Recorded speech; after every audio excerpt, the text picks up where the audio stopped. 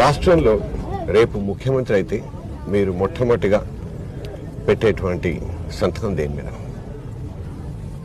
అనవసరమైన సమస్యలు సృష్టిస్తున్నారు మీరు. నేను ముఖ్యమంత్రి అవుతున్నాను చెప్పానా? దారి పొడుగునా మిమ్మల్ని కాబోయే ముఖ్యమంత్రిని చేయని ముఖ్యమంత్రి గారు వచ్చారు అనేటువంటి పద్ధతిలోనే మొత్తం ప్రచారం అంతా సాగుతోంది. డెఫినెట్గా మాకు ఈ ప్రశ్న ఉత్పన్నం అవుతుంది. దీని గురించి నా జవాబు నన్ను అడగద్దండి, కానీ ఒక్కడైతే చెప్పగలుగుతాను.